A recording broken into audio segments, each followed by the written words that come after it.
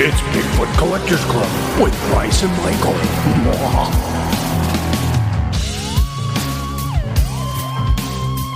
I know a ghost story or two.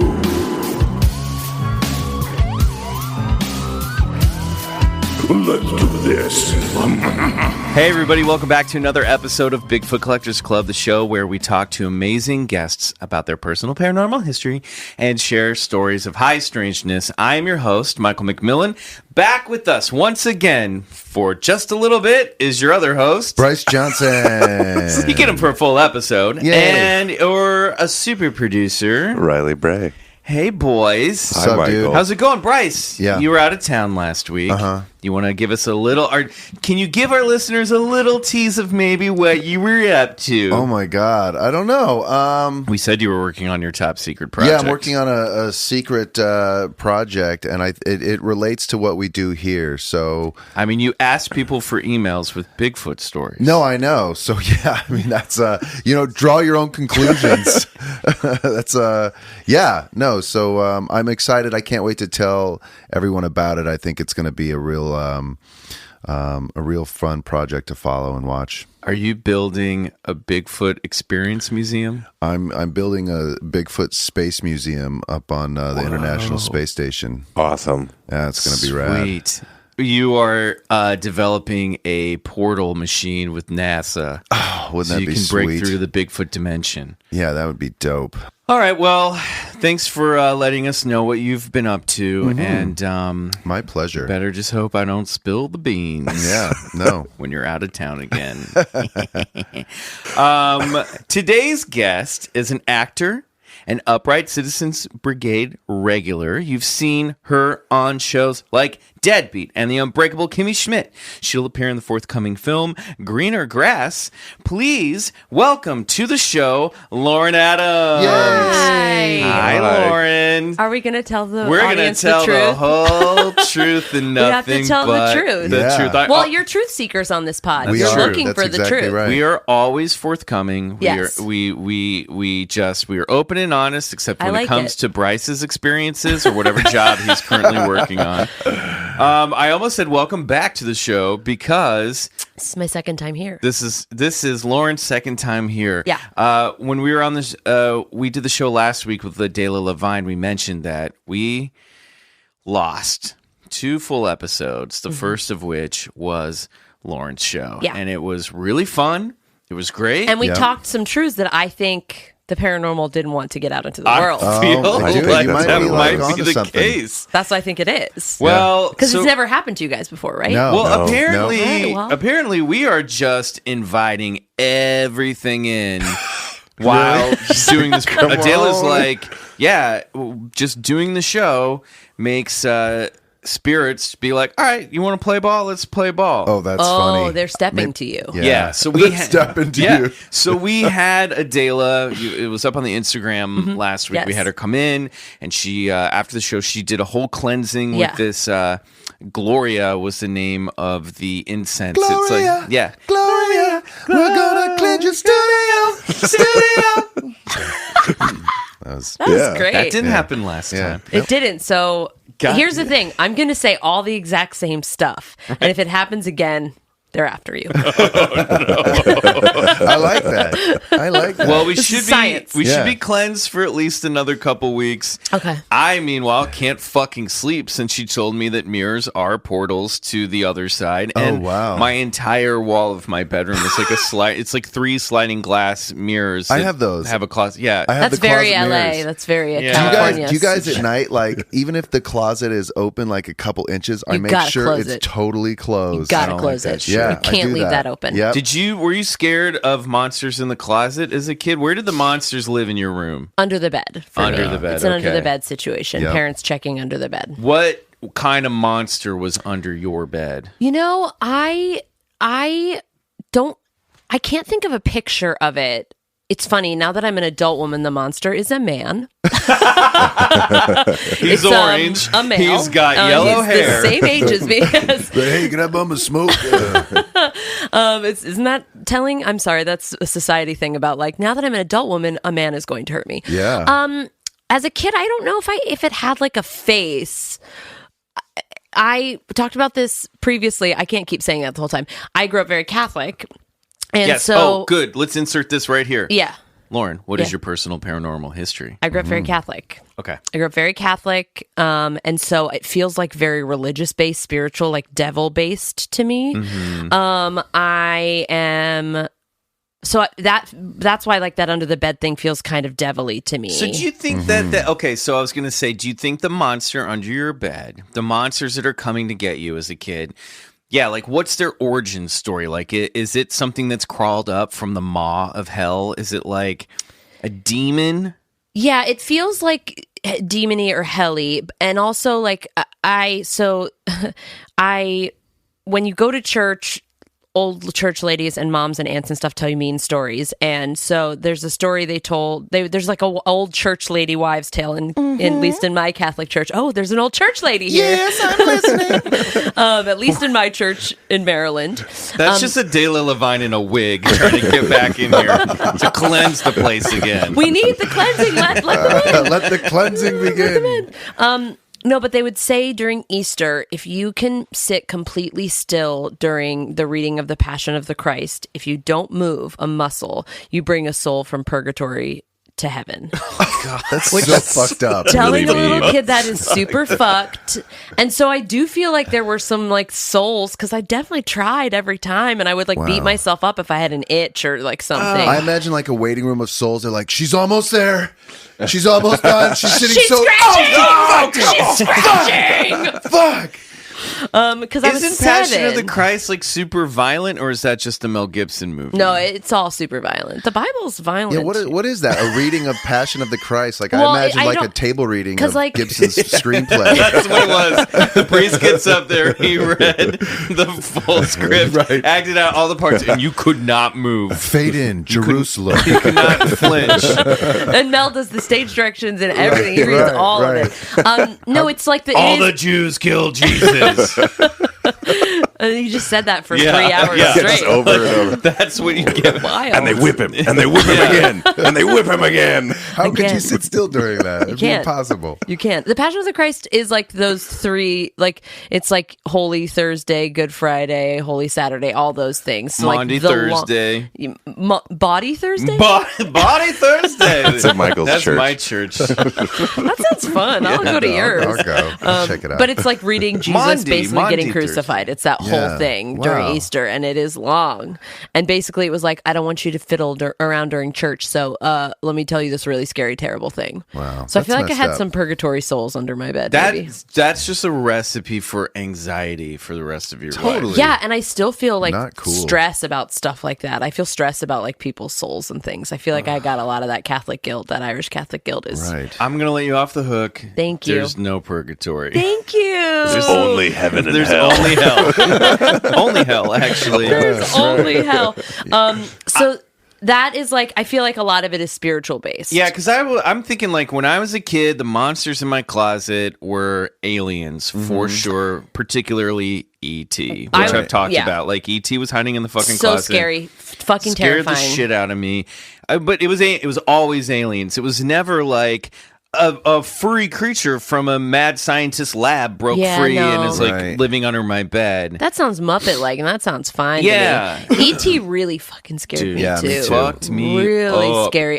Even as an adult, I saw John Williams at the Hollywood Bowl last summer, and they played a couple clips, and I got clammy during them. I was like You're like, sweating. I punched him right in his dumb face. It's like, hey, John, get over I here. didn't make the movie. Fuck you, John Williams. John. Fuck you, man. That's the episode title right there. Fuck you, John Williams. John Williams did the most baller move last summer at the Hollywood Bowl, which is he conducts the second half. That motherfucker took 6 standing ovations and never played an encore. Really? Never. He kept coming out and bowing. They wanted more because all the Star Wars nerds were like, please play more Oh, Star that's Wars. awesome. Yeah. And he just fucking kept bowing, and then he just went, I'm going home. Yeah. Goodbye. Touching I'm his in my wife. 90s. Goodbye. Yeah. And I was like, that's boss, John They like Williams. put him right in a coffin and sent him home. Shipped him into the hills.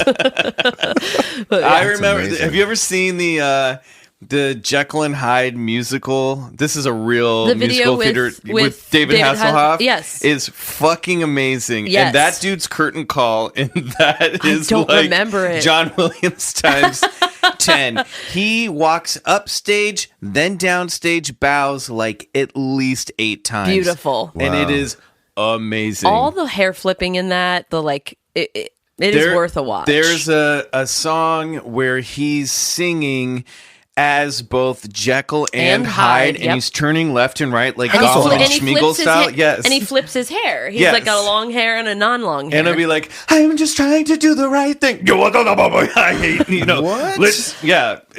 he's like doing this thing where he's like singing to himself. How It does is a person like me insane. experience this? Is this on It the was internet? on DVD. Oh, yeah, We you could probably yeah, get that on it's the gotta be internet. on YouTube. At least All right. YouTube has It's it. fucking amazing. All right. It's worth a watch. That's This worth is a like Google for pre-drunk sure. cheeseburger Hasselhoff. Yeah. It's insane. I do enjoy some drunk cheeseburger Hasselhoff. Don't we all? Oh man, If anyone, he if any just of your couldn't get that burger together. He's trying so poor hard. Hog, he's doing okay, right? Yeah, I'd like to dude. think so. He was in Guardians of the Galaxy Volume 2. Right? Okay, yeah, Yeah. he's great. Fine. Yeah, you're right. Okay. What were your monsters under the bed? Well, I was going to say, you remember that movie Gremlins? Yeah. That movie fucked me up. I I would don't have think I recurring watched it. nightmares of that stripe this is like at the end of coming your through my sheets. dad's window.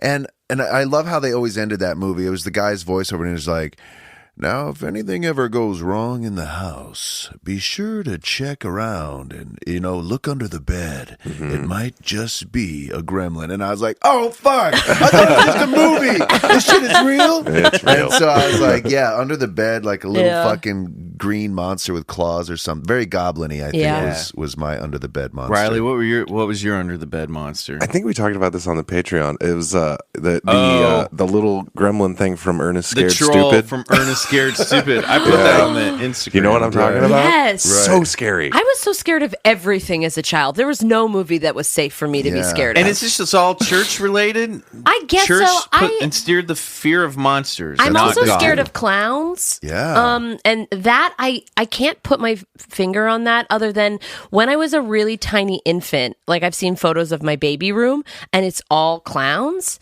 and they're not necessarily creepy. My mom got there's like little clowns in a mobile and like a little clown picture and like little clown things because I guess my mom thought it was cute. Fuck no.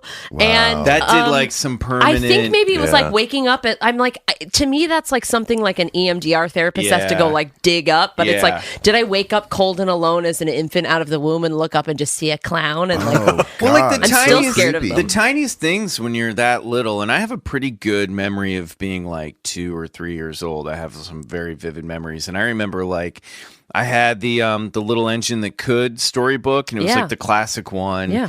And I remember like looking at this picture of the train. I think it was on the cover, and there was like one doll that was a jester that was sitting in one of the train cars with the little engine that could, and he had this kind of like old creepy like kind of like a moon, like a half moon shaped face, and he's like kind of looks old, and he's got these little beady eyes, and I remember just being terrified of that one tiny little doll. that tiny little face, Yeah. and thinking that's the one that's gonna get me.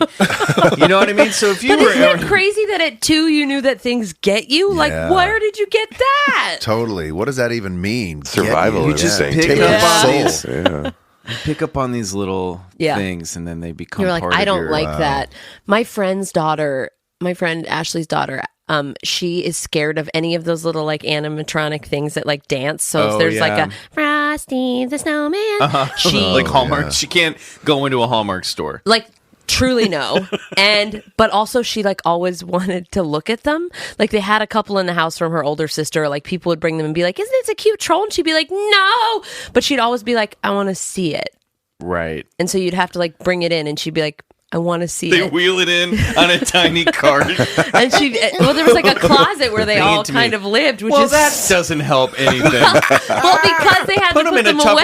Tupperware bin, like also scary. in the laundry room. They had to put them away because she didn't want them out, so they put them in one closet. This is a free horror movie if anyone wants to write bury it. him in the backyard with some bones. I want him out of my sight. You have an old well. You put them in an old trunk Steve, and just this lower them into the well. So I think we've discovered there's no fucking where you can put these things that they aren't going to you be gotta haunting. blast them into the sun. Then they're gonna come back as alien animatronics. totally. You can't do that. Yeah. But yeah, she's scared of them. But she always wants to like look at them and see them, and maybe have you play them. And then she very quickly is Maybe like, have- "Never mind." I'd like Get to a- hear the A first note, please. little. She's addicted to this fear. Yeah. It feels Yeah. She's gonna like- probably be into this podcast someday. no. Oh Hi, my Alice. god, That's a trip. that is hilarious. Now, aren't clowns like there's some relation to alien abduction things too with clowns? I hate that. yeah. I hate that. So we're doing our first live show at the Contact in the Desert, and we have a. Oh yeah,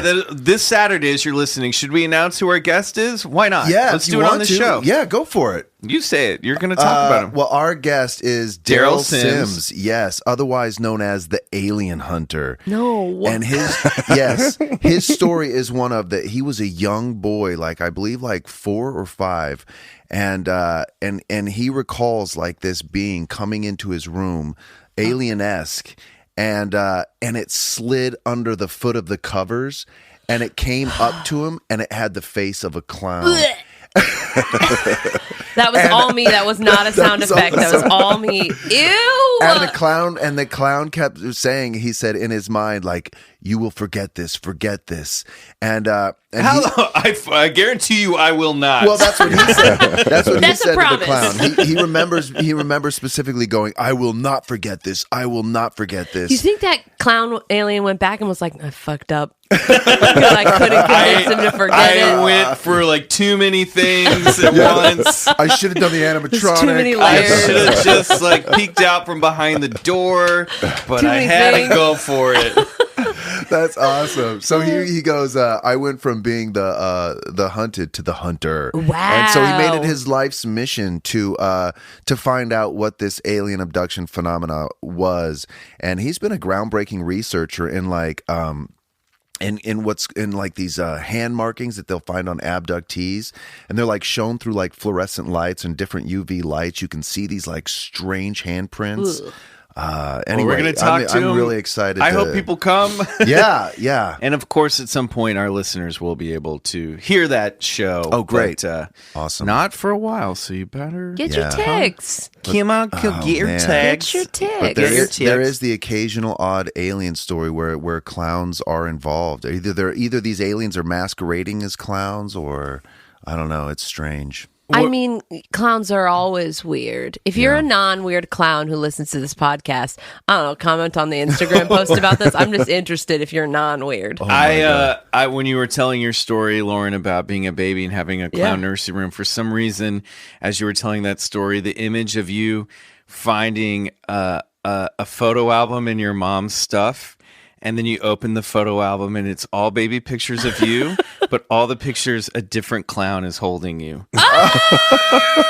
And there's just no explanation. Oh, no. And they're all in like film, like old like 80s Kodak. And I just keep flipping faster Yeah. and Yeah. faster and faster, and my whole family is clowns. And then you turn around and your And mom's standing she's behind like, you. "What's Yeah. wrong, Full clown. honey?" And she's Yep. got like a chicken dinner. Could you imagine like that? That therapy where you have to sort of face your fears. What if your therapist was like, "I want you to go to an Insane Clown Posse concert as a juggalo." As a clown, I don't know if I could. I did a bit one time at a comedy show that I was on, where I had to like paint my face with like light clown makeup, and that really scared the shit It was out really of hard me. too because you had to close your eyes while you did it because you were so I was scared. too You scared, couldn't and I was look at looking it. into a portal of a my fucking God. mirror. So what do you have a paranormal story that you brought with us? I do. Brought for us today? I do. Ooh, she's getting her phone. I'm getting my phone because I did research, and I brought a photo. See, guys, this is our second time around. Last time I didn't have the photo, and I also right. misrepresented a part of the story, and now I'm gonna make it We right. all get a Ooh. second Ooh. chance Chance in to life. make it right. I'm gonna Maybe make it if- right. Maybe the ghost in my story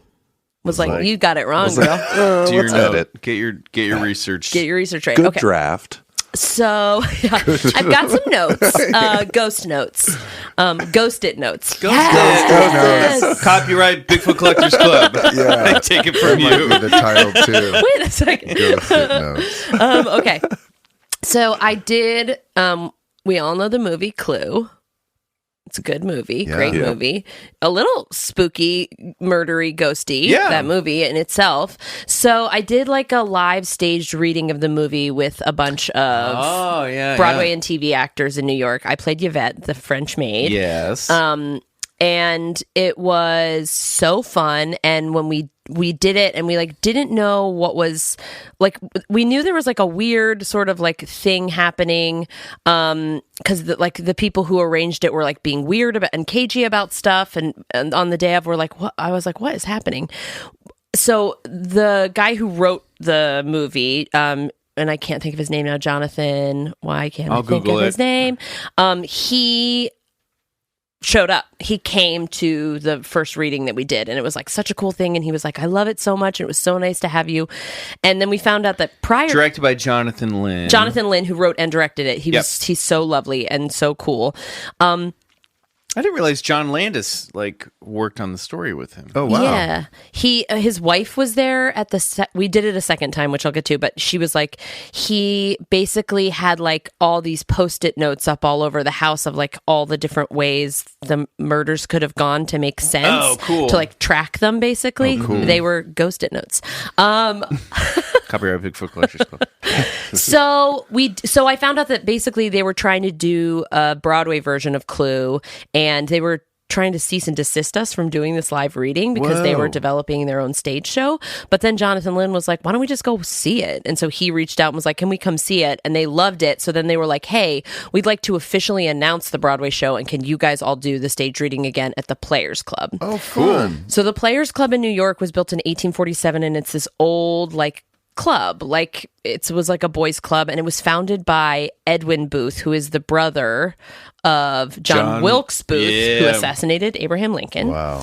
And because they're all actors, that whole family, so they were like a big acting family, and like there's a beautiful, like the Baldwins. Yes, of that time, the Booths. Wow. Exactly. Except minus the killing of a president. Yeah, and like really into making sure slavery still exists in this country. Woof, woof, woof.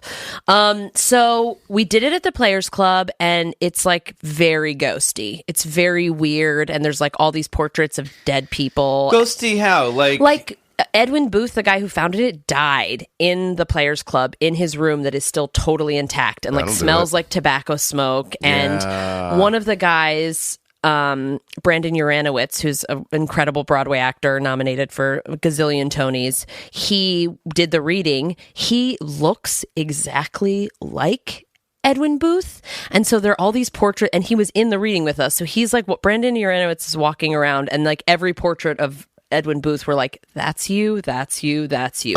So that's a creepy thing that happened. That's like one creepy thing. And then the bigger creepy thing that happened is that my good friend Jenny was there, and we've been childhood friends, and she lost her mom when we were 7.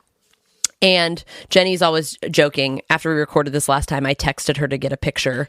He died of a stroke. He died of a stroke in that room. Yeah. Because he was a huge smoker. Googling like it. all he did. They still have pipe nights at the Players Club because he was like a big pipe smoker. They just get into a giant pipe. I mean, and just sit like it's a hot tub in the pipe itself. Truly, they might as well because it's bad for you. So my friend Jenny, who's a very old friend, her mom died when we were 7. She came to the show. She and my mom both came to see the show in New York because she loves Clue and she was really excited.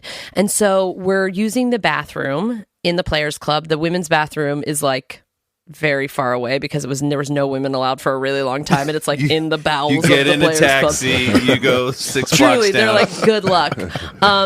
So my mom and Jenny and I are all using that bathroom, and Jenny comes out to wash her hands, and she goes, oh my gosh, my charm. And she grabs this charm off a table that's in this bathroom in the Players Club.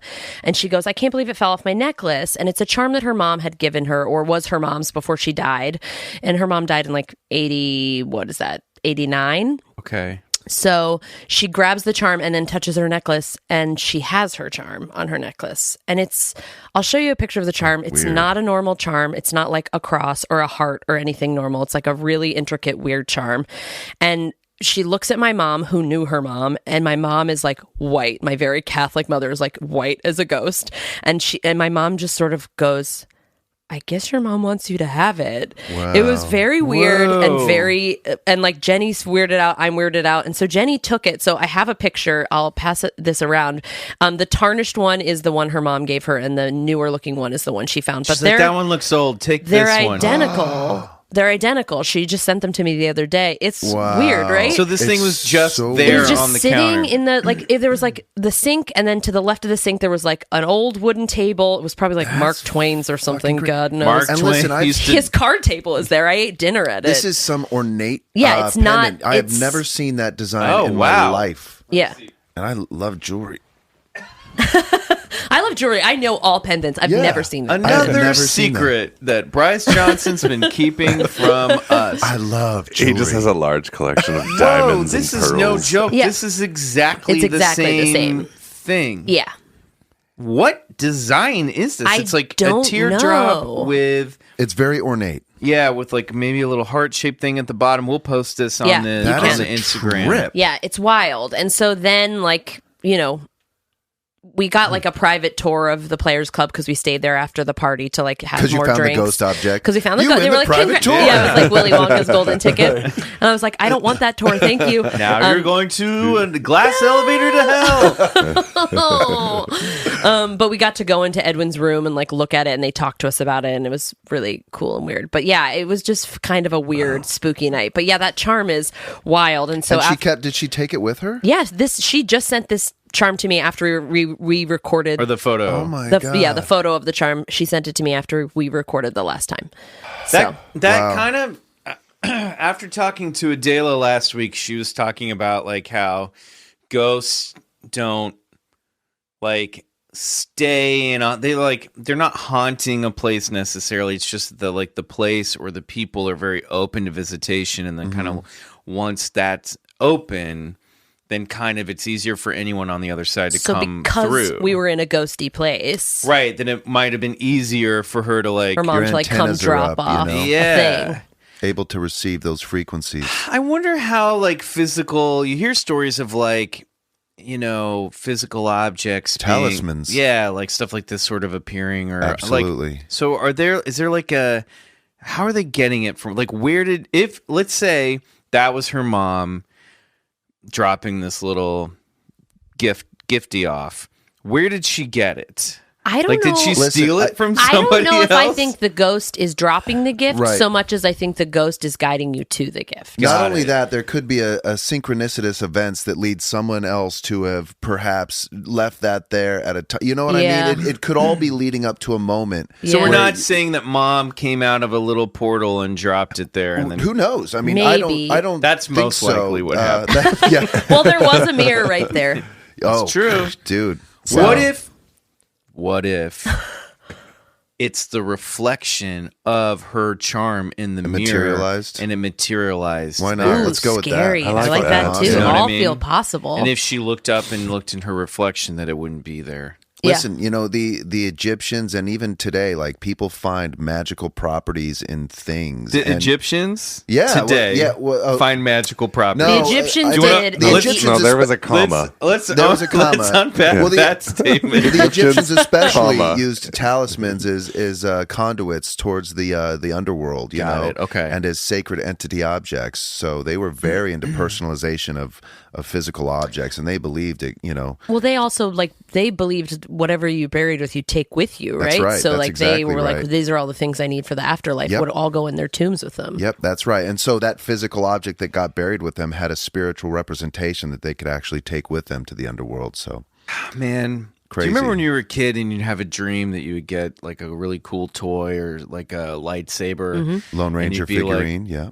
Is that what you dreamt of? I was thinking it just popped in there. That's I love cool. that And then fucking- you're I like like, it, yeah. you realize you're dreaming, and you're like, but if I like focus hard enough, Or I I'll bring don't- it yeah, back don't wake with up. me. Yeah, I'll bring yeah, it yeah. back with me. right. You're like, damn it, it's not here.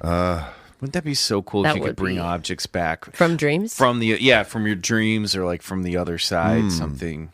Wait, you can't? I want to try that experiment now. I know. A lucid dream experiment. That'd be a good one. Well, before we move on to the game, I forgot that I have some BCC news. Okay, awesome. Good job, guys. Good job. Thank you very much. Okay, so Bryce, I don't know if you were paying attention this week because you were working on your top secret project, but Subtle. Subtle dig there. but a story came out on May 22nd. The Pentagon has finally confirmed what the New York Times reported in December of 2017. An official spokeslady spoke on behalf of the Pentagon. Yeah, so the New York Post got an exclusive. The Pentagon finally admits it investigates UFOs. The Pentagon has finally uttered the words it always avoided when discussing the possible existence of UFOs, unidentified aerial phenomena, and admits that, except that's UAP. I love that they said UFOs and then they called it UAP. It's an interchangeable term. Yes, and admits that it still investigates reports of them. In a statement provided exclusively to the Post, a Department of Defense spokesman said a secret government initiative called the Advanced Aerospace Threat Identification Program, ATIP, we've talked about this before, did pursue research and investigation into unidentified aerial phenomena. And while the DoD says it shut down ATIP in 2012, spokesman Christopher Sherwood acknowledged that the department still investigates claimed sightings of alien spacecraft. He says, the Department of Defense is always concerned about maintaining positive identification of all aircraft in our operating environment, as well as identifying any foreign capability that may be a threat to the homeland. The department will continue to investigate through normal procedures reports of unidentified aircraft encountered by U.S. military aviators in order to ensure defense of the homeland and protection against strategic surprise by our nation's adversaries. Yeah. So we knew this stuff, but it's a nice validation on a level like that. But listen, I think this has been going on for decades. I know, but I do think we have to pause and go, okay, disclosure. Well, I'm just saying it's we just had the naval officer story come out a few weeks back. Yeah. And now the Pentagon is like, they're being pressured enough to be like, yes, okay, we look admit into it. things. These stories are true. Yeah. And it seems like a tiny little baby step, and we're not learning necessarily anything new. But I think that confirmation is important because we have to look back on, years and years and years of them being like, no, I mean, they say they do, and then they don't, then they do, then they don't. Right. At what point will they tell us stuff? Well, they call this like a breadcrumb disclosure, which what that means is like, you start dropping articles in legit rags like the New York Times, and it starts legit rags, stuff like that. But no, and then people start talking about it like the Navy changes their policy to where they now have an official program to where that you can report UFOs.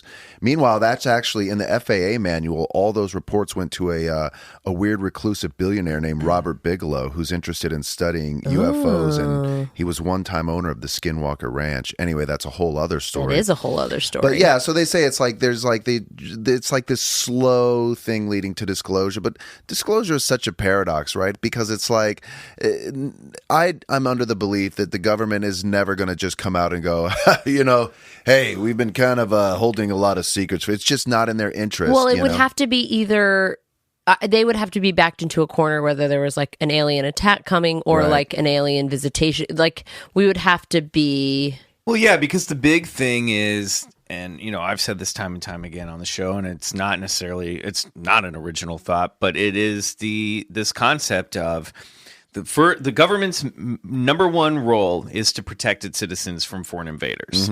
Yeah. And if there was something flying around in the skies that they can't identify and can't defeat, can't outmaneuver, can't outmilitary, that makes their number one job irrelevant. Yes, correct. And so they can't admit that. It's a catch-22. So they have to go, look, we take it seriously and we're looking at it.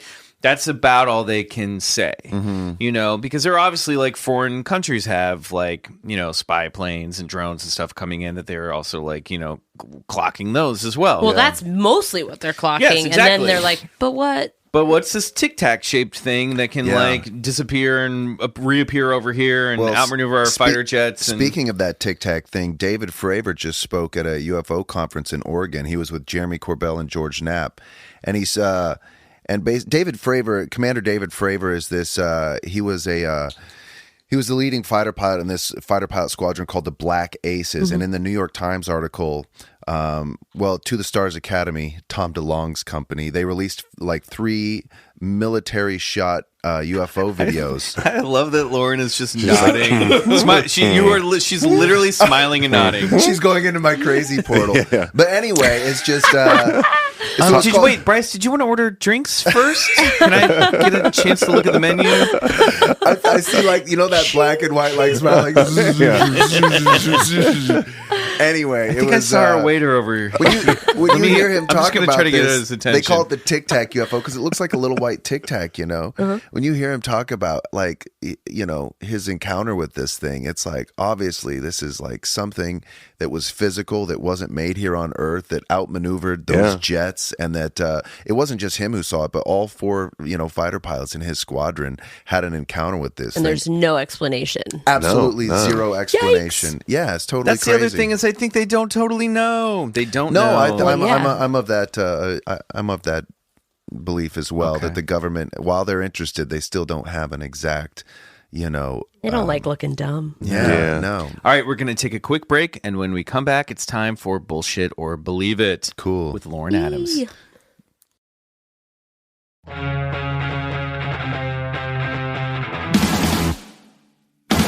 Ghost it knows. Is it just a Post-it shaped like a ghost? Yeah. Not as good. Not It would cool. be good too. You could also make a ghost it note that is like about dating.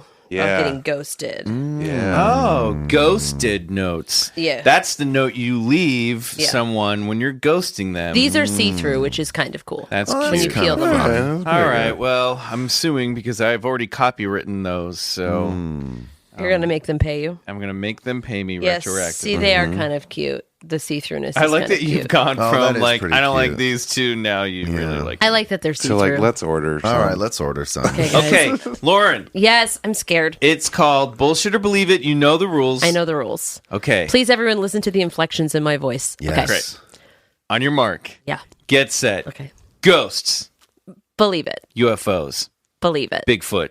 Bullshit. Angels. Believe it. Gnomes. Bullshit. Fairies. Bullshit. Unicorns. Bullshit. Loch Ness Monster. Bullshit. Little gray aliens. Believe it. Dogman. Bullshit. Parallel universes. Believe it. Shapeshifters. Bullshit. Mermaids. Bullshit. Heaven. Believe it. Hell. Bullshit. Dragons. Bullshit. Yeti. Bullshit. Elves. Bullshit. ESP. Believe it. Chupacabra. Bullshit. Demons. Bullshit. Atlantis. Bullshit. Life on other planets. Believe it. World peace. Believe it. Peace in the multiverse. Believe it. Wow.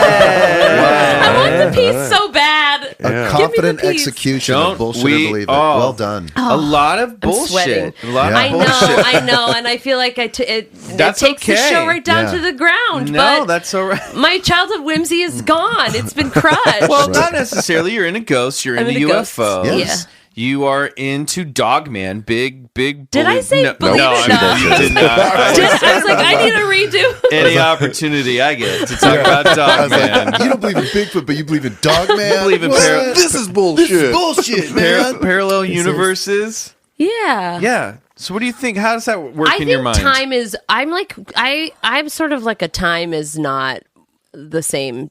Yeah, it's a man-made concept. Yeah, so I like kind of believe like because I've met people where I'm like, oh, we haven't known each other just this short amount of time. I just don't really think like. So is that you remembering them from a parallel universe where you've already met, or is that like you've lived this life over and over again, or you've I think been for me, like parallel reincarnated? universe means like time not being a linear thing means like two timelines existing. Yeah. Am I just saying the No, I plot vibe of with that. Avengers Endgame? I think that and So there's these Sliding stones, doors. right? Yes, exactly. So Well, it's like Gwyneth the love Paltrow child films. of those things Right. is, yeah.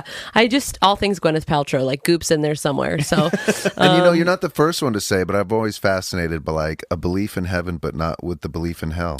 I just don't think like I don't subscribe. I don't consider myself Christian, but I consider myself spiritual. Like I'm a recovered Catholic who's like spiritual.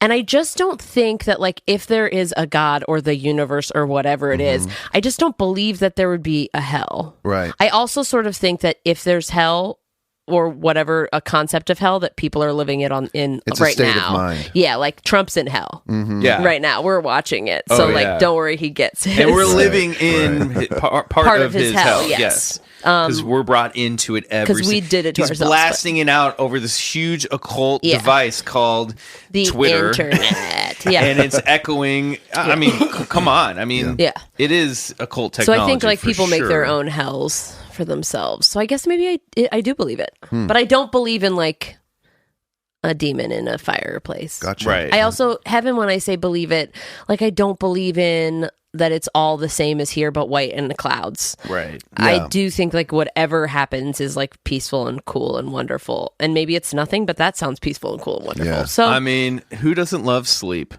Oblivion. can't get enough of it. Yeah. Come on. Yeah. Yeah. One day Sweet. you'll Sleep get all forever. the sleep I know. you Sweet need. release. I know. How's your family with the you're like a recovered Catholic? Your family, you said My your mom's still pretty religious. Mom's very Catholic still. She goes to church every day. yeah. Every day? Every day, Wow, that was guys. 3% change. Every Every day day. she goes Wow. to daily mass. Wow. It's only 30 minutes when it's in the mornings, but still. Yeah, but Right. you It's gotta like her yoga go practice. there. Right. Right. I used to, during Lent when I was a kid, Lent, between, it's like the Yeah. 40 days, Mardi Gras to Easter, is the best way to say it.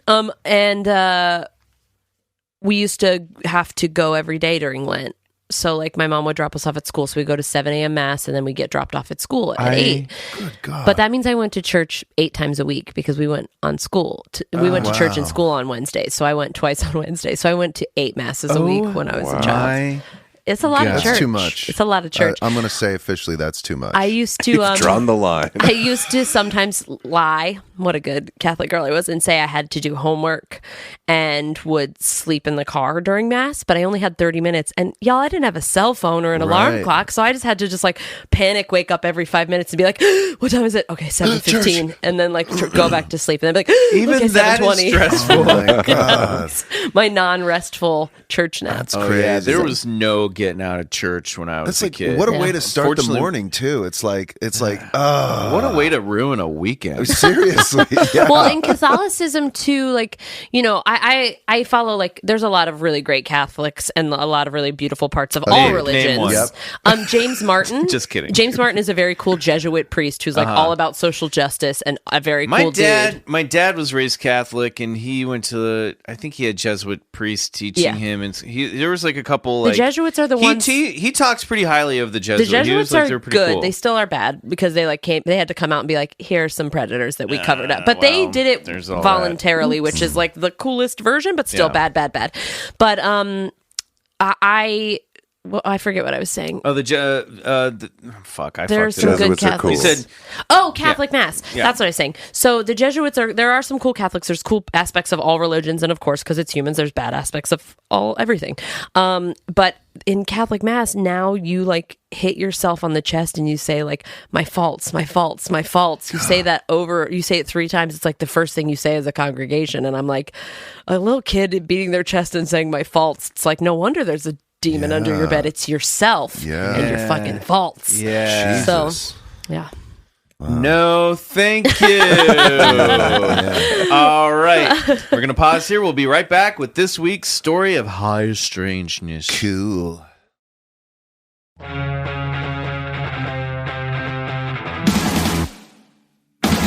Well, kids, it's officially summertime. Woo. And that means summer road trips, summer vacations, time at the beach, and of course, getting on a jet ski and cruising around a lake. Yeah, you got a jet ski. You got a jet ski at a lake. Have you guys ever jet skied on a lake? Yeah. I That's- haven't. It's the greatest. I've thing done in it in the world. ocean in the Oh, in that's cooler. the Florida Keys. Dude. Jet skiing on a lake is like what there was an occasional thrill when I was a kid. We would go down to like Lake of the Ozarks or some weird lake in Missouri or Kansas.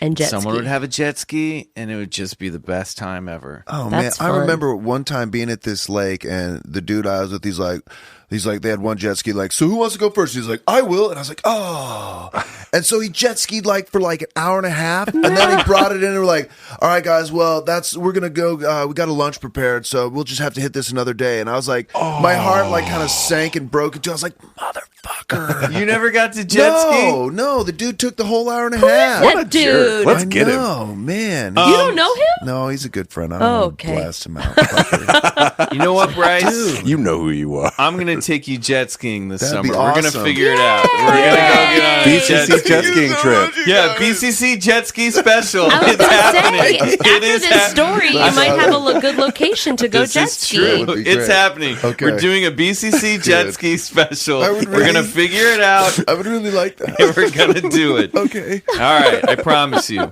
Everyone's holding each other in the studio. It's beautiful. So, one of America's Great Lakes, and not the Great Lakes, but it's actually qualified under the How confusing. American Wildlife Association or It's whatever. a very as good as a lake. Great Lake. But we don't consider it one of the Great Lakes. No, it's not one of it's the a great but lake. it's huge. Bullshit. I, of course, am talking about Lake Champlain. Great Lake, Wow. Ooh, Vermont. Great We Lake. love it. And you're from the East Coast. Yeah, the East Coast. I'm from Maryland. And you've been to Lake Champlain. Every 4th of July for the past 4 years, I've gone to wow. to Burlington and Lake Champlain and seen the fireworks. We're going to talk about Burlington Mm-hmm, today. All right. So, on July 5th, 1977, Sandra Massey was vacationing with her husband Anthony and her 2 children in Vermont.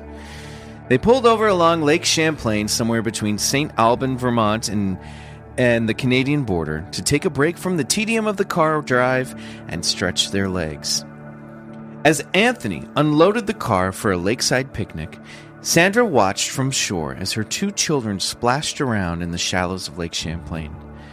100 yards or so beyond the kids, Sandra saw bubbles surfacing. Expecting to spot some sort of interesting fish, she called for her kids' attention and took out her Kodak Instamatic camera from her bag. The 3 family members watched in awe as an animal with an elongated, almost swan-like neck emerged from the waters, like an organic periscope from another dimension. Sandra and her 2 children gawked in stunned silence as the animal floated serenely and stiffly along the water. Without hesitation, Sandra brought her camera to her eye and snapped a single photo. The moment was interrupted by the screams of Anthony, who came running down from the car. He'd spotted the creature as well and shouted at Sandra and the kids to get out of the water. As Sandra and Anthony gathered the children to the shore, Sandra noted that the creature continued to swim away, unbothered, before dipping stiffly back into the water. Wow. The Lake Champlain monster, or Champ, or Champy, is a sea serpent-like entity said to frolic in the waters of Lake Champlain in New England. Legends of the creature date back hundreds of years. Lake alert! Lake alert! Lake Champy alert. Champy approaching! Do not tell my Champy story. approaching! All right, so don't push that button is what we've learned. Legends of the creature date back hundreds of years. Sometimes referred to as America's Loch Ness Monster, Champ might be the world's second most popular lake monster after Nessie, effectively making it the Pepsi of lake monsters. And like its Scottish cousin, Nice. a popular prevailing theory purports that the Lake Champlain monster might be a plesiosaur whose lineage somehow survived the extinction of the dinosaurs. Champ has been embraced as a champion of tourism. His or her likeness featured on multiple t-shirts, knickknacks, and merch, and even adorning the sides of Vermont U-Haul trucks. You've probably seen one of those passing through your hometown. Champ also is the name and also gifted the name and mascot of the minor league baseball team, the Vermont Lake Monsters. Do you know the U-Haul truck I'm talking about? I love those U-Hauls. They're so clever. I looked should it up. throw one of those up on the old Instagram. I used to see them, and I assumed that they were the Loch Ness monster, but apparently. U-Haul. There's like a U-Haul truck design for all 50 states. Yeah. Yeah. And Right. I didn't know this until I did this research Right. about the Lake Champlain monster.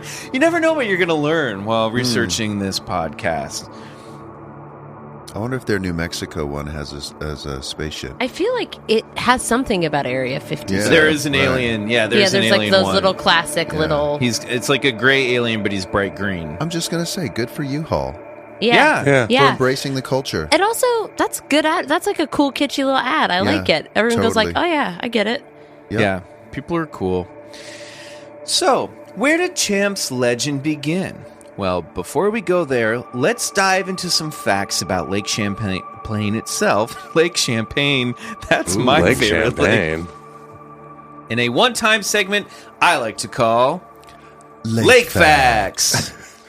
Lake Champlain is a natural freshwater lake that stretches 107 miles long from north to south, sharing the border of Vermont to its east and New York to its west. Its northernmost tip is in Quebec, Canada. At its widest, the lake is 14 miles wide. Its deepest depth is 400 feet, averaging at 64 feet. In total, Lake Champlain covers 435 square miles of lake. In other words, it's a big fucking lake. Right. According to Wikipedia, it's considered a world-class fishery for salmonid species, lake trout and Atlantic salmon, and bass. About 81 fish species live in the lake, and more than 300 bird species rely on it for habitat and as a resource during migrations. Long before Europeans settled in New England, the Iroquois... So it's an important lake. It's a big lake. Not only is it great, but Lake it's facts. important. Lake I facts. love it. It's beautiful. The Love it. Iroquois and Abenaki tribes shared stories of a lake monster living in the lake that they referred to as the Tatoskok or Gitaskog, which means underwater horned serpent. Is that right? Ooh. Yeah. The Algonquin tribes said that these serpents lurked in the lake and also waterways and would sneak up on unsuspecting humans and eat them, pull them into the water. Really? Kind of like a crocodile. Right. But there aren't any records of alligators or crocodiles living up there. Now maybe they did, hundreds of years ago, but the horned serpent. Yeah, the horn part of- thing is. Well, it's weird because also you see sometimes depictions of like Nessie with the like giraffe-looking horns on its head. Oh yeah, those little. Like what little are those little knobbies? things? Yeah, I think they're called little little knobbies. knobbies. Little knobbies. Why didn't they call Nessie Little Nobby? I think knob means something else in Scotland. French explorer Samuel de Champlain, the lake's discoverer, quote unquote, is often erroneously credited as being the first European to encounter the fabled monster, claiming he saw a 20-foot serpent. I am a Frenchman. Great French So accent. it's a pen. Okay, as thick as a barrel with a head of a horse. Yes, it was thick as a barrel with the head of a horse. Oui, I called him Little Nobby. I named him after myself. This apocryphal quote is from a 1970 issue of Vermont Life magazine, and unfortunately remained a bit of stubborn disinformation in the legend for decades. Champlain did have this to say about the life he found beneath the surface of his namesake lake. There is also a great abundance of many species of fish. Amongst others, there is one called by the natives Chawasaru, which is of various lengths, but the largest of them, as these tribes have told me, are from 8 to 10 feet long. I have seen some 5 feet long, which were as big as my thigh, and had a head as large as my 2 fists, with a snout 2 feet and half as long, and a double row of very sharp, dangerous teeth. I also love these just like bragging about how big it My is. fists are so big. My penis, so tiny. Its body has a good deal the shape of the pike, but it is protected by scales of a silvery gray color and so strong that a dagger could not pierce them. That was good French. That was Thank you. clicked in there. It is a widely held belief that that Champlain was what he was referring to here was a garfish or gar pike, and that this species might actually be the true identity of Champ. How do you spell gar? Gar, gar pike. 2 words. I gotta look. I gotta get eyes on it. Oh, that is. I mean, it's a big old What'd you come up? Oh yeah, big old fish. Yeah, that's. That looks like a plesiosaur. Yeah, they almost look like a big eel. It is not the same creature. So he actually didn't really see Champ. He saw one of these, and then people later embellished the legend by saying he saw. I mean, he saw a Champ. gar pike gets big as hell. That's big. That's like 7, 8 feet long. 8 feet long. I can't believe that's unless in a that lake. man is 5 feet tall, but Yeah. I don't think he is. Even if he is, it's still 8 feet tall. However, some other stories suggest that there might be something quite like a plesiosaur or the like living in Lake Champlain. In 1819, the Plattsburgh Republican reported a story of a Captain Crumb. Hey! I be Captain Crow. I should be called The messiest eater on the high seas. I used to be called Captain Cookies. And then I became Captain Crumb because I never picked up after myself. Crumb spotted what he claimed was a 187-foot-long sea serpent in Bulwaga Bay of Lake Champlain, and described it as having 3 teeth, the eyes the color of peeled onions, a belt of red around its neck, and a star on its forehead. I can't get the image of Captain Crumb eating. He's just I ran out of cookies, so I was eating crackers. Not as tasty.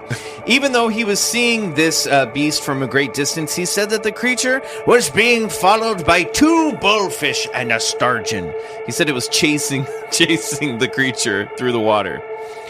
In 1873, so we're jumping ahead a number of decades, a New York Times article claimed that railroad workers saw a silvery sea serpent rise out of the waters and cluster in the sun. Oh. Cluster, maybe glisten in the sun? That July, Clinton County Sheriff Nathan Mooney claimed to have witnessed a 25 to 35 foot long sea serpent swimming in the waters. And in August, passengers on the steamship WB Eddy claimed to have had a very close encounter with Champy when the ship allegedly struck the breaching sea creature and almost capsized the boat. And as the boat was regaining itself, all the people rushed to the back of the boat, and then they saw this thing swimming away. Whoa. And back then they called it a sea serpent. They didn't actually start calling Champ a lake monster. Or until Nessie became popular years later, and then they were like, "Oh, we've got a Loch Ness monster. We'll call it the Lake Champlain monster." So just so I know who won, we had one first. We did. I just need to know first. who won. No, yeah. Because the Nessie sightings really didn't start. Now, there's a legend of St. Columbus or somebody, I can't remember, who supposedly encountered an aquatic beast centuries ago in Loch Ness. But really, the Loch Ness myth didn't get up and running until the early 20th century. Wait, so we really so beat them. we're predating this by 100 years. I just really want to beat Scotland Yeah, we did. here. Definitely. P.T. Barnum offered $50,000 in 1873. That's a shit a ton of lot money. I'll take it today. It's like the same as a No. billion today. Quick math. Might be a little off on that number. No, I think that's but right. it was a lot. It was definitely I think that's right. $50 Checks out. million. Yeah, checks out. $50 grand in 1873. You could buy a small city Yeah, you for could buy that money. you could buy America. He offered that amount for the hide of the great Champlain serpent to add to my mammoth World's Fair show. Why wouldn't he want? Alive? Let me just come at Barnum a Yes. little here.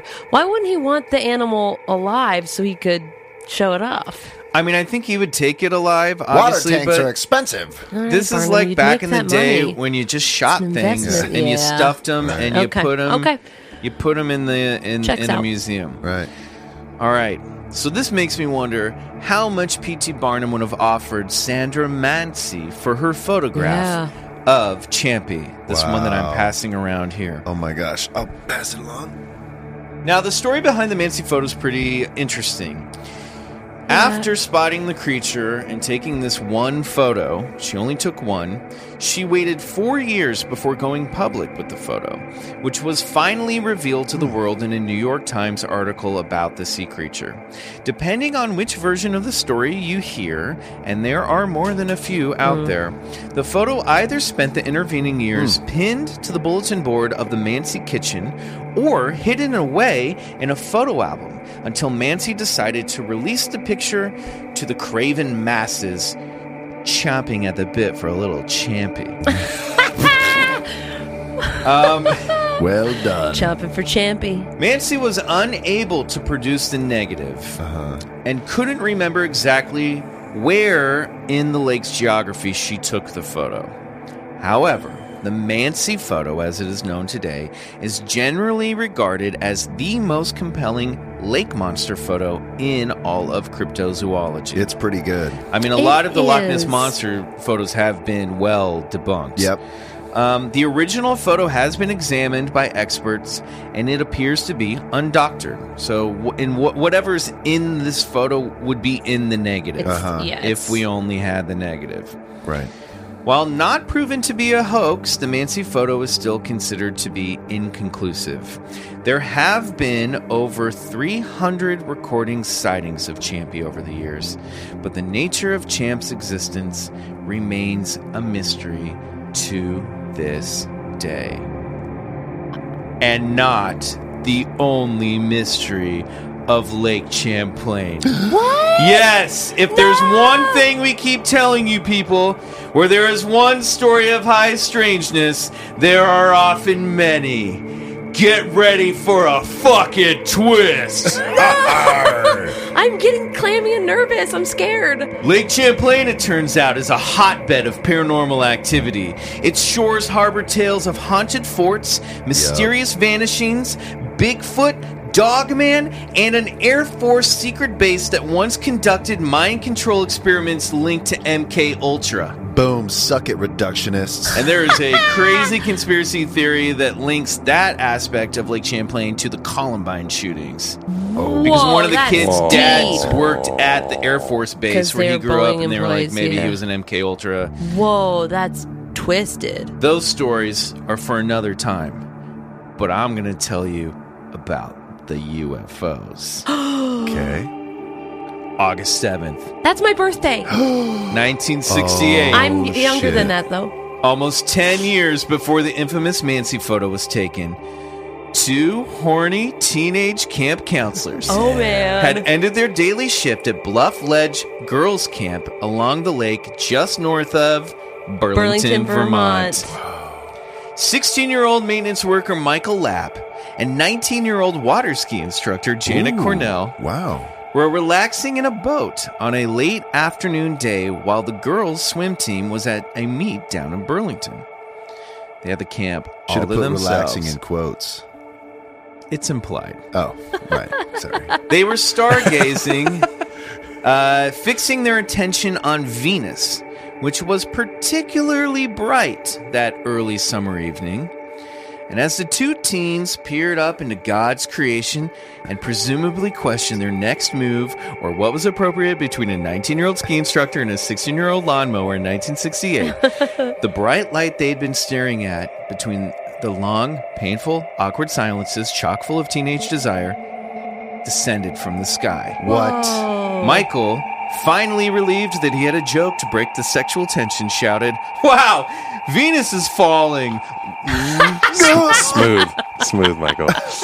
But Michael's game would soon end with a tragic upset. Venus, which I would like to mention, point out, is also the name of the goddess of love, therefore lending my narrative an apt metaphor, then flattened out.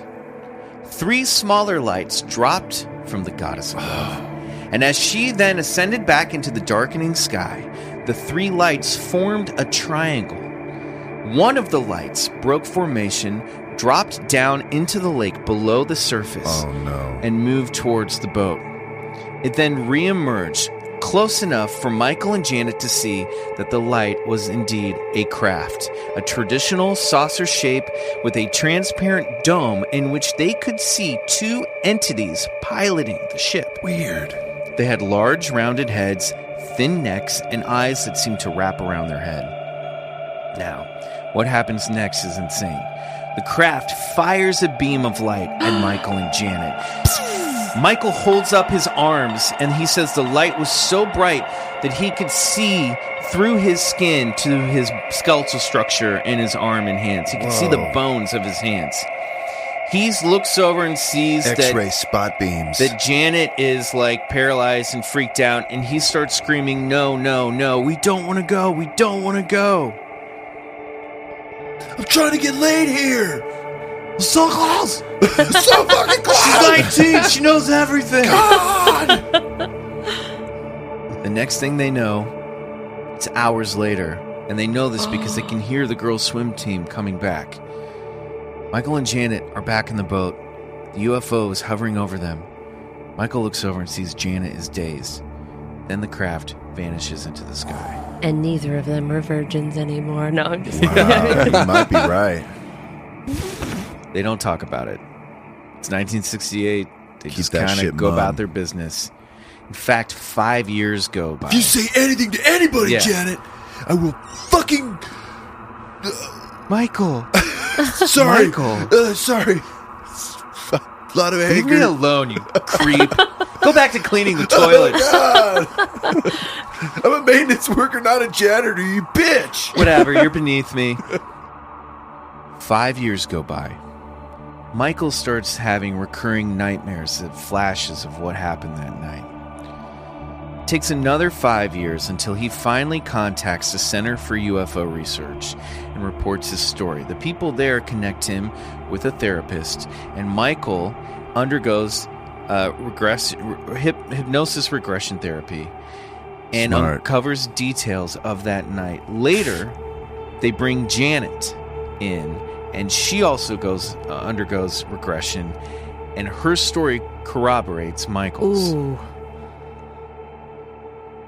They had both been taken aboard the craft, placed on tables, and had examinations done and tissue samples taken. Michael has vivid memories of looking over and seeing Janet on the table next to him with the beings around her, like pulling her hair and poking at her. Sorry. Michael, it's true. Michael did hand gestures. Poking, Beep, pulling- bop, boop, boop, beep, beep. Examination. Water ski instructor. Michael also recalls the beings having three-fingered webbed hands and skin that was Okay, put your clammy hand to the away. touch. I'm That's coming gross. for Yeah, you. he's doing a gross hand thing. When asked, the beings claimed that they wanted to make people like them, but in other places. Wow. Janet reported Alien similar fertility program. Yeah, and her regression totally mirrored his. Wow.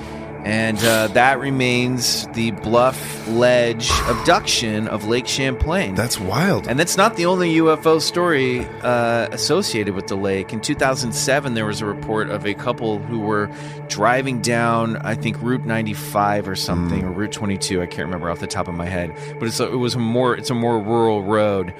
And this light was chasing their car for miles. There's tons of UFO stories or stuff about. There's a plane that vanished, a private plane vanished flying over Lake Champlain, just completely went off the radar. They never found it. It was during a snowstorm, so they think it probably crashed, but it's gone. It's gone. So all this creepy stuff that happens at Lake Champlain. That's wild, I mean, man. we're just at the tip All of the jokes aside, iceberg. that's pretty creepy. That's Yeah. crazy. Yeah. It's weird you picked the story that happened on my birthday. That's very weird. In Burlington, Vermont. Where I go, yeah. So we like to ask, what the hell was that? What the Is this hell bullshit, was that? or do you Lauren? believe it? I mean, I do really want aliens to be real. I don't want us to be the only thing. So I want to believe it. It just feels a little too classic for me. Well, but here's the thing. I know. Does that These mean... are the stories Yeah. that, because this is in 1968. This is just 7 years after, about 7 years after Betty and Barney Hill's abduction, which is considered to be the first real one. classic one.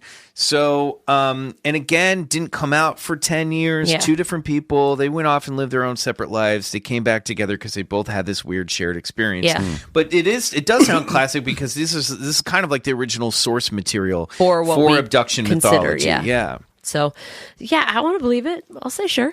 Wow. And then what about Champy?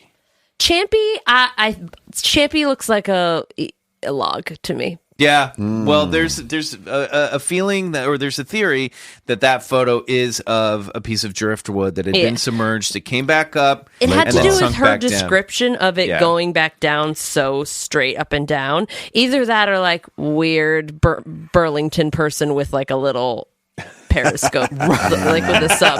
Like that feels like a Burlington thing that would be some like weird hippie mad scientist who's like in his own... like a bicycle pedal operated submarine. Yes. Yeah. Correct. Well, So weird lake log or weird Burlington lake person. Yeah. She did say that she was surprised that when Anthony came running down the hill to get it didn't turn around or anything. That screams log to it's me. very strange, but the photo looks It looks great. like a Loch Ness looks monster great. type creature. So in 2003, an organization called the Fauna Communications Research Unit recorded sounds coming from the depths of the lake that sounded like beluga whales and dolphins, but neither live in Lake Champlain. That's a great beluga whale. That was great. It sounded exactly like what they like a sound turkey. According to paranormal researcher Lisa Ann Harrington's website, Champy might actually be a large Australian snake neck turtle. Yeah, we looked On her that's website, right. she wrote, Australian turtle researcher Jacqueline Giles found that the Australian snake-neck turtle produces high-frequency echolocation similar to the sounds of whales and dolphins.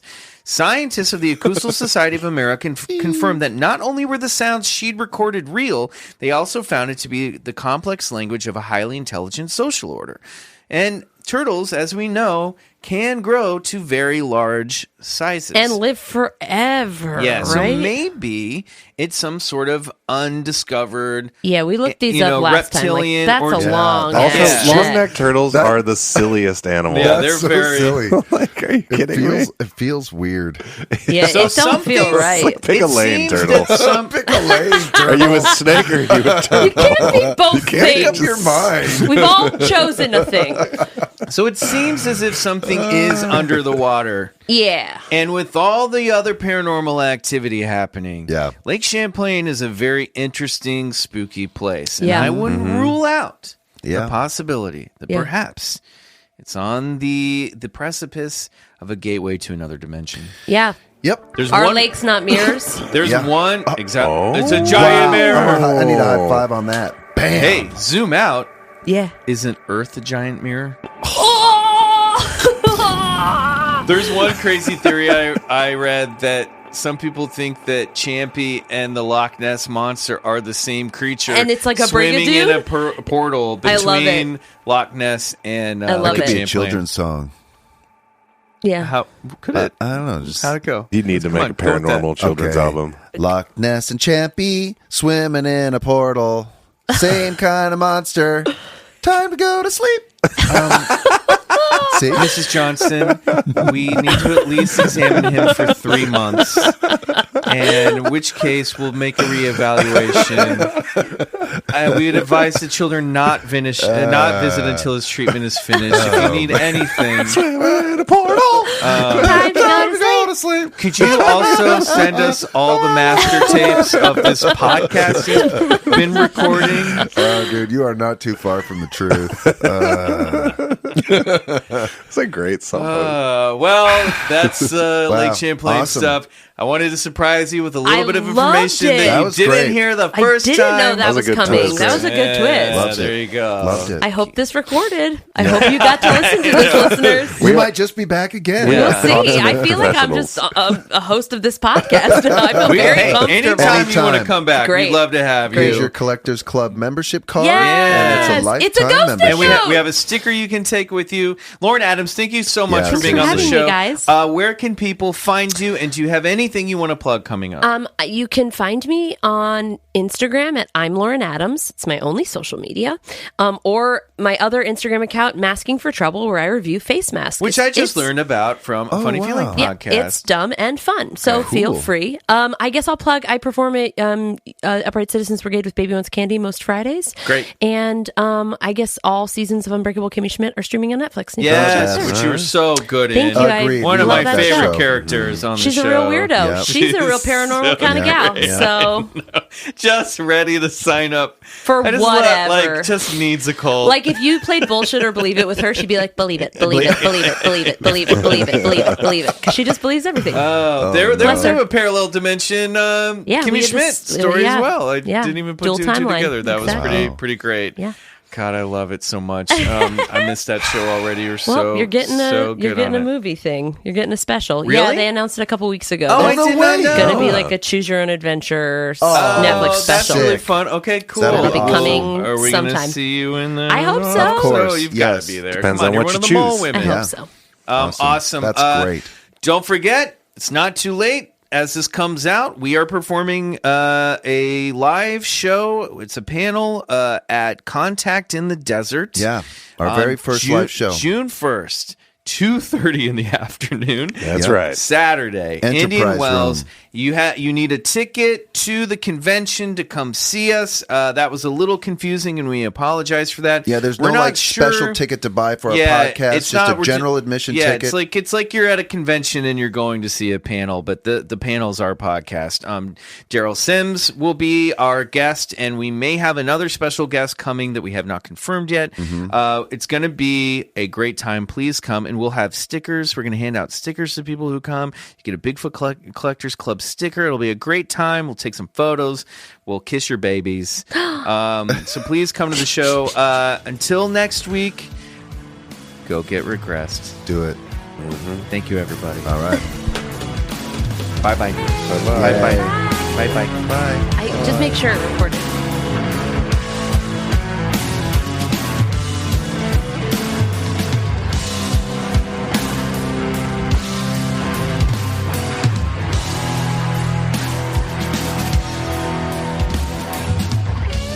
Bigfoot Collectors Club is produced by Riley Bray.